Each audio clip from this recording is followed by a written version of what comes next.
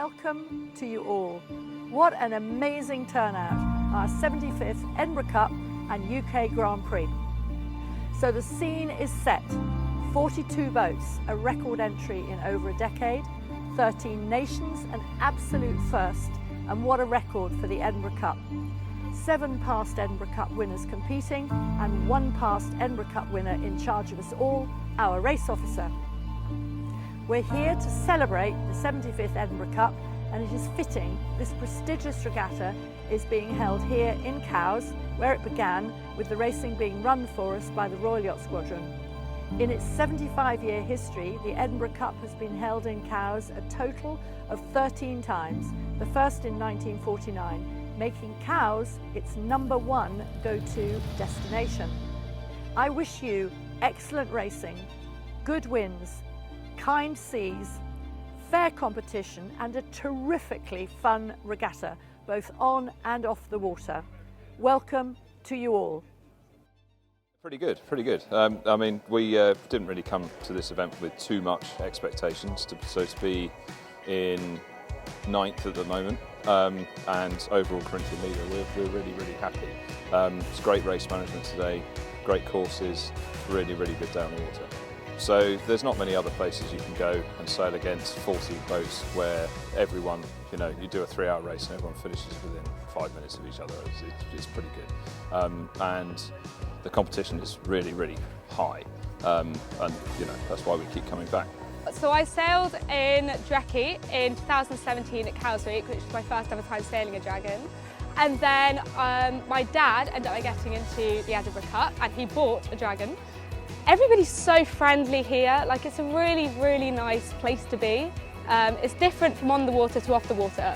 That's quite nice, so you just get to meet everybody and it's super duper friendly. I don't think it gets much better than that racing on the Solent. It was a super day. I mean, it's a very good fleet, very competitive, a lot of very good sailors, very experienced. I only started sailing Dragon 5 years ago, so I feel like a newcomer in this fleet. So we're super happy and a lot of credit to the crew.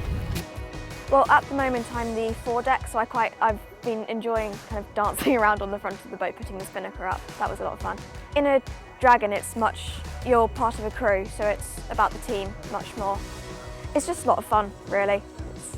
Yeah, my first Edinburgh Cup, and it's great that it's held here at the Squadron. Can't complain about the scenery, it's absolutely amazing, yeah. So I'm coming up to a year now sailing with Grant. It's been amazing, we've had a brilliant season.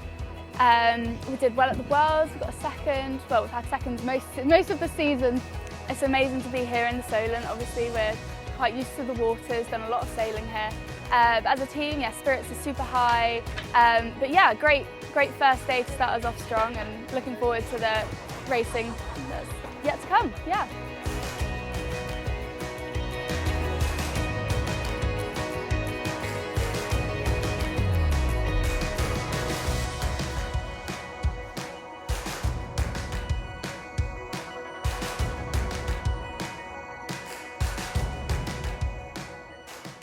Sailing with the Yanmar racing team from Japan, and yeah, I mean the great thing about the Dragon is a couple of things. Firstly, that it's such a difficult boat to set up and go well in that, you think you've nailed it and then the next day you come out and there's 10 boats going faster than you. So it's a really tweaky boat, and I think that's one thing that's very sort of enjoyable when you get it right, and that's a really popular aspect of the class. And the other thing is that because of that, the fleet is so strong. It's one of the strongest one design fleets you can sail in, and I think that in itself attracts more people to the class, and it's a really strong part of the class. I think those two aspects. We didn't have to get it perfect, but not going the complete wrong way was critical, and keeping a close eye on the local teams was the other thing.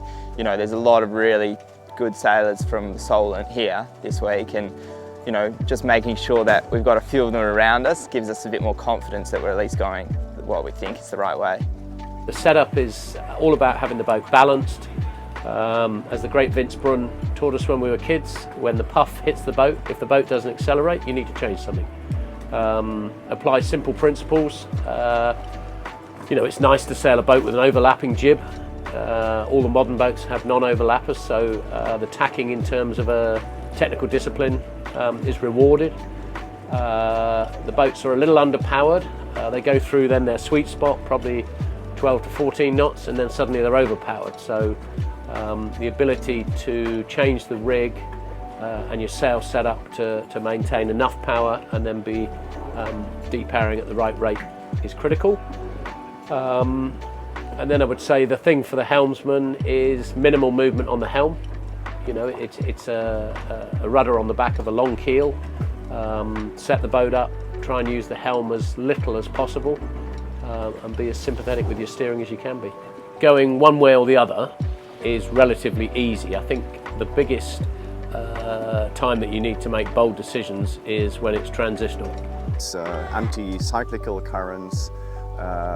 It's very difficult, but okay, you have this available maps. Looking a lot through the tide book every day and learning lots. Interesting tidal situations. Oh man, yeah, the tidal thing here is challenging. It's quite complex here and adds a whole dimension, which is kind of fun. Yeah, the boat's going good. We're quite strong downwind. We seem to make nice little gains downwind, and then once we get on the breeze, Sam calls out what the strategy is, and we've just got to stick to it because it's very difficult out there. But we had this boat in Cascais Wells for 2017, and so we kind of know the boat reasonably well. And obviously a good crew, and you know, Gonzalo and Rory on the boat, they're sailing Dragons all the time. So I think the thing with the Dragon is they pretty much go the same speed, so it's more about not making mistakes. You know, downwind we were quite good. And also when you get away a little bit, you know, the guys behind start fighting, and there's a very good circuit, you know, in the Dragon. You can sail them pretty much every week if you wanted, if you're prepared to travel. There's great venues. When you get to my age, you know, you don't want to be sailing a trapeze boat.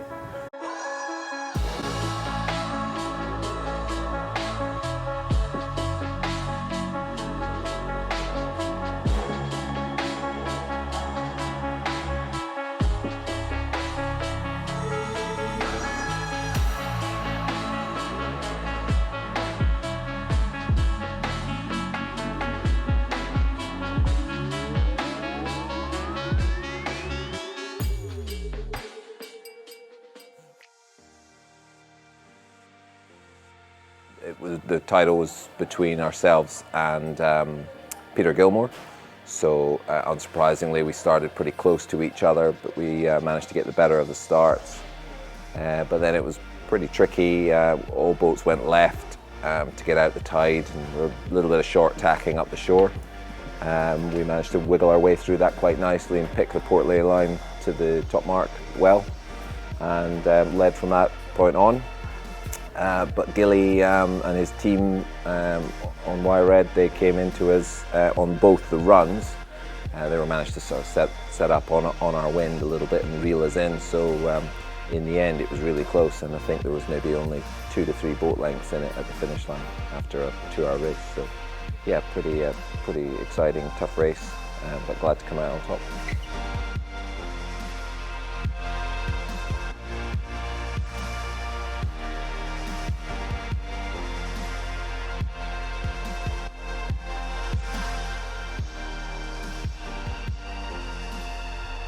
Ladies and gentlemen, a very, very warm welcome to you.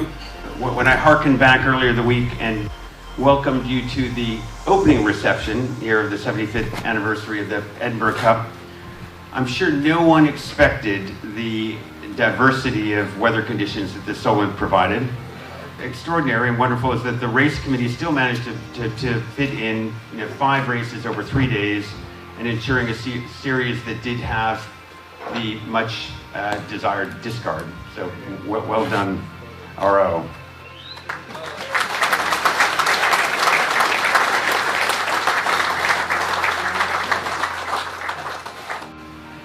Rear Commodore, Commodores, flag officers, guests, and my fellow Dragon sailors. Good evening. Welcome to the Gala Prize Giving Dinner of the 75th Edinburgh Cup UK Grand Prix 2023. Generously sponsored tonight by the Royal Yacht Britannia Trust and kick-started with Hendrick's Neptunia cocktails, which may be my downfall Thank you to our sponsors.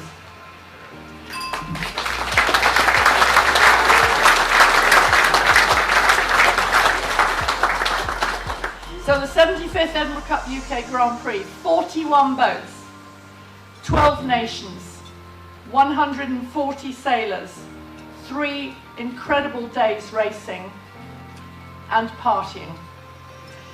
I would just say that at the outset of the organisation, we had to put in a request to Buckingham Palace to ask for additional races from the standard 6 to 8. And it was His Majesty King Charles personally who responded to give us permission for 8 races and to wish us all best luck for this regatta. All succinctly summed up by Andy Beesworth when he said, "I love the camaraderie, sportsmanship, and above all the excellent level of competition from many already accomplished sailors from around the globe. The best one design racing in the world."